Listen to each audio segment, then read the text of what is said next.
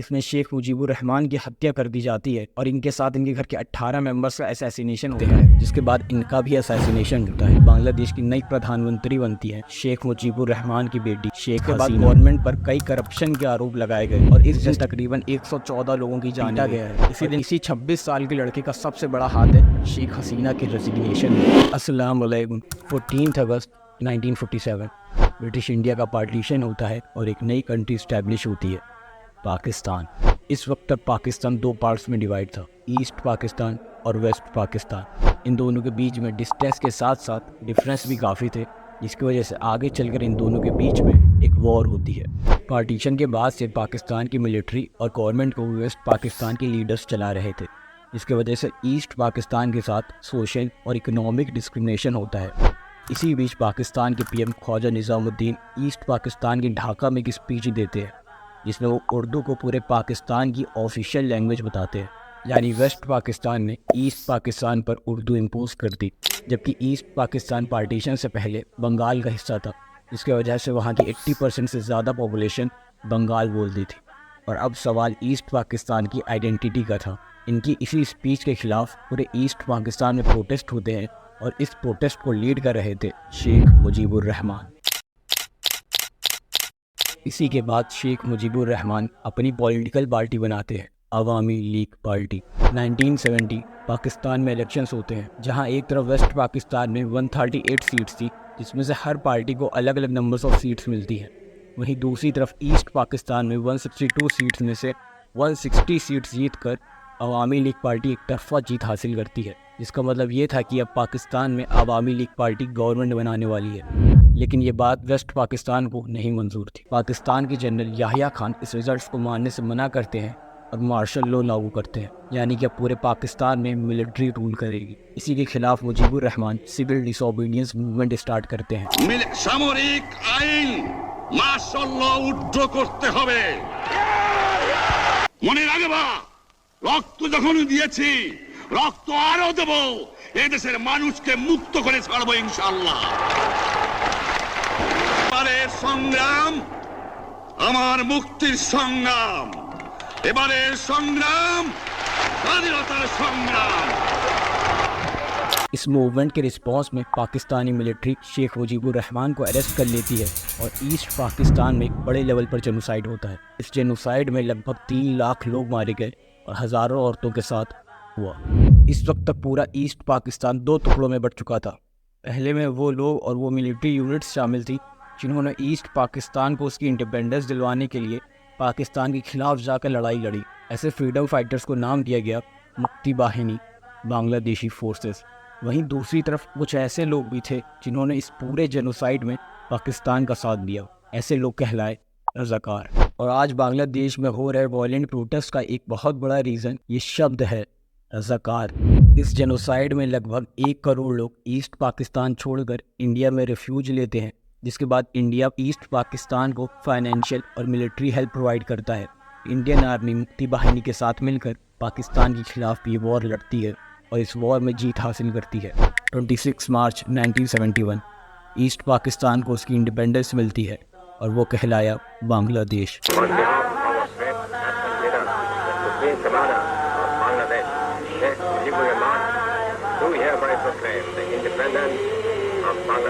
ये वॉर कोई आम वॉर नहीं थी, इस वॉर पर कई डॉक्यूमेंट्री बनी है और इस पूरे टॉपिक से रिलेटेड हम जल्दी एक वीडियो लाने वाले हैं, जिसमें इस वॉर से रिलेटेड कुछ इंटरेस्टिंग टॉपिक्स भी हैं जिसको बेहद खूबसूरती के साथ समझाने की कोशिश करेंगे। और ऐसी वीडियोस के लिए काफ़ी एफर्ट्स लगते हैं, तो आप अपना सपोर्ट दिखाइएगा अल्हम्दुलिल्लाह। उसके बाद शेख मुजीबुर रहमान को बंगा बंधु द फादर ऑफ नेशन का एक खिताब मिला और बांग्लादेश के पहले पीएम बनते हैं शेख मुजीबुर रहमान। 1972 पीएम बनने के अगले साल शेख मुजीबुर रहमान की गवर्नमेंट के अंडर एक सिविल सर्विसेज का कोटा पास होता है। इस कोटा में 30% सीट्स रिजर्व करी गई थी उन फ्रीडम फाइटर्स के लिए जिन्होंने बांग्लादेश को उसकी इंडिपेंडेंस दिलवाई। लेकिन आने वाले सालों में गवर्नमेंट इसमें कुछ ऐसे चेंजेस लाती है जिसके बाद गवर्नमेंट पे करप्शन के आरोप लगे और ये प्रोटेस्ट के रीज़न बनते हैं। तारीख 3 अगस्त 1975। इस दिन बांग्लादेश में मिलिट्री कूप होता है, तख्ता पलट। इसमें शेख मुजीबुर रहमान की हत्या कर दी जाती है और इनके साथ इनके घर के 18 मेंबर्स का असैसिनेशन होता है। ये एक ब्रूटल असैसिनेशन था जिसका आरोप लगा जनरल ज़ियाउर रहमान पर। इसके बाद जनरल ज़ियाउर रहमान अपनी पार्टी बनाते हैं BNP, बांग्लादेश नेशनलिस्ट पार्टी, जो कि इस वक्त की बांग्लादेश की सबसे बड़ी अपोजिशन पार्टी है और बांग्लादेश के हालात के हिसाब से आने वाले टाइम में इसकी रूलिंग पार्टी बनने की भी चांसेस है। इस पार्टी के सहारे ज़ियाउर रहमान 1981 तक रूल करते हैं, जिसके बाद इनका भी असैसिनेशन होता है और इनके असैसिनेशन का आरोप लगता है जनरल HM इरशाद पर। जनरल HM इरशाद बांग्लादेश का एक मिलिट्री डिक्टेटर था। ईयर 1991 जनरल HM इरशाद के खिलाफ एक anti military rule movement start होता है। इस मूवमेंट को लीड कर रही थी खालिदा ज़िया बीवी थी ज़ियाउर रहमान की। 1991 के इलेक्शंस को जीतकर खालिदा ज़िया बांग्लादेश की प्रधानमंत्री बनती है और बांग्लादेश में डेमोक्रेसी लाती है। इसके बाद से आज तक बांग्लादेश में डेमोक्रेसी चल रही है। 1996 खालिदा ज़िया को इलेक्शंस में हराकर बांग्लादेश की नई प्रधानमंत्री बनती है शेख मुजीबुर रहमान की बेटी शेख हसीना। जिस वक्त मुजीबुर रहमान का असैसिनेशन होता है उस वक्त शेख हसीना वहाँ से बचकर इंडिया आ जाती हैं और ईयर 1981 में वापस बांग्लादेश जाकर अवामी लीग पार्टी का मोर्चा संभालती हैं। 1996 में शेख हसीना बांग्लादेश की PM बनती हैं और इसके अगले साल सिविल सर्विसेज के कोटा में चेंजेस लाए जाते हैं और यहीं से पूरा खेल शुरू होता है। जो 30% कोटा फ्रीडम फाइटर्स के लिए रखा गया था उसे एक्सटेंड करके फ्रीडम फाइटर्स के चिल्ड्रन तक कर दिया गया, यानी कि अब फ्रीडम फाइटर्स के बेटों को भी ये कोटा मिलेगा। 2001 शेख हसीना को हरा कर एक बार फिर से खालिदा ज़िया बांग्लादेश की PM बनती हैं। 2009 एक बार फिर से शेख हसीना बांग्लादेश की PM बनती हैं और इसके अगले साल 2010 में एक बार फिर से कोटा में चेंजेस लाए जाते हैं और इस बार जो कोटा एक्सटेंड करके चिल्ड्रन तक करा गया था उसे फर्दर एक्सटेंड करके ग्रैंड चिल्ड्रन तक कर दिया गया, यानी कि अब फ्रीडम फाइटर का कोटा उनके बेटे नहीं बल्कि उनके पोतों तक को मिलेगा। आज जो बांग्लादेश में प्रोटेस्ट हुए वो इसी के खिलाफ थे, लेकिन 2012 और 2023 की सिचुएशन इसे और बुरी बना देती है। 2012 एक बार फिर से कोटा में चेंजेस लाए जाते हैं और 1% कोटा ऐड करा जाता है डिसेबल पर्सन के लिए, विकलांग लोगों के लिए। लेकिन आप इमेजिन करिए ये 1% कटा कहाँ से था? फ्रीडम फाइटर्स के कोटे से? नहीं, ये कटा था मेरिट में से। जहाँ गवर्नमेंट एक तरफ फ्रीडम फाइटर्स के कोटे को बढ़ा रही थी वहीं पर एजुकेशन बेसिस पे सिलेक्शंस कम हो रहे थे और यहीं से प्रॉब्लम स्टार्ट होना शुरू होती है। 2012 में पहली बार इसके खिलाफ प्रोटेस्ट होता है जिसमें स्टूडेंट्स के 2 मेन सवाल थे। पहला सवाल था कि फ्रीडम फाइटर्स के रिलेटिव्स में क्यों कोटा बांटा जा रहा है, जिसके जवाब में कोटा समर्थक कहते हैं कि ये फ्रीडम फाइटर्स की याद में रखा गया है। वहीं स्टूडेंट्स का दूसरा सवाल था कि ये डिसाइड कौन करेगा कि कौन फ्रीडम फाइटर है और कौन नहीं। तो गवर्नमेंट कहती है कि इसकी जिम्मेदारी हम लेते हैं, यानी कि गवर्नमेंट के खिलाफ ही प्रोटेस्ट हो रहे हैं और गवर्नमेंट ही डिसाइड करेगी कि कौन फ्रीडम फाइटर है और कौन नहीं। इसके बाद गवर्नमेंट पर कई करप्शन के आरोप लगाए गए। प्रोटेस्टर्स का कहना था कि गवर्नमेंट अपने ही लोगों को इस 30% कोटे के जरिए सिविल सर्विसेज में सिलेक्शन दे रही है। 2018 गवर्नमेंट प्रेशर में आकर इस कोटा को हटा देती है और ये प्रोटेस्ट शांत हो जाते हैं।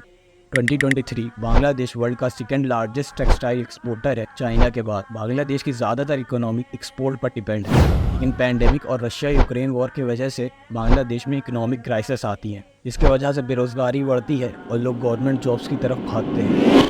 इस वक्त पर ये बांग्लादेश की इकलौती प्रॉब्लम नहीं थी। BNP जैसी बड़ी अपोजिशन पार्टी 2024 का इलेक्शन ही बॉयकॉट कर देती है। अपोजिशन ने शेख हसीना के गवर्नमेंट पर इल्ज़ाम लगाया कि ये बांग्लादेश में डेमोक्रेटिक तरीके से इलेक्शन नहीं होने दे रही हैं। इस पर US ने भी कहा कि बांग्लादेश में इलेक्शंस फ्री और फेयर तरीके से नहीं हो रहे। ये इल्ज़ाम शेख हसीना पर काफ़ी पहले से लगाया जा रहा है। शेख हसीना 2009 के बाद से एक भी इलेक्शंस नहीं आ रही हैं। अब बांग्लादेश में बेरोजगारी भी थी और अपोजिशन को दबाने का गुस्सा भी था।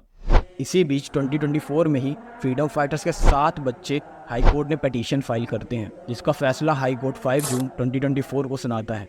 इस फैसले में जिस तरीके से गवर्नमेंट ने 2018 में कोटा को हटाया था उस तरीके को इलीगल बताया गया और एक बार फिर से कोटा को रीइस्टेब्लिश करा गया और यहीं से प्रोटेस्ट की दोबारा शुरुआत होती है। इस वक्त तक ये प्रोटेस्ट पीसफुल तरीके से हो रहे थे। 14 जुलाई शेख हसीना एक प्रेस कॉन्फ्रेंस रखती हैं प्रोटेस्टर्स को शांत कराने के लिए, लेकिन इस प्रेस कॉन्फ्रेंस में शेख हसीना कुछ ऐसे शब्द का यूज़ करती हैं जिसके बाद से ये पीसफुल प्रोटेस्ट वायलेंट हो गए। इसमें शेख हसीना कहती हैं अगर ये कोटा फ्रीडम फाइटर्स के बच्चों को नहीं दिया जाएगा तो क्या रज़ाकार के पोते पोतियों को दिया जाएगा। और प्रोटेस्ट का वायलेंट होने की तरफ ये पहला कदम था।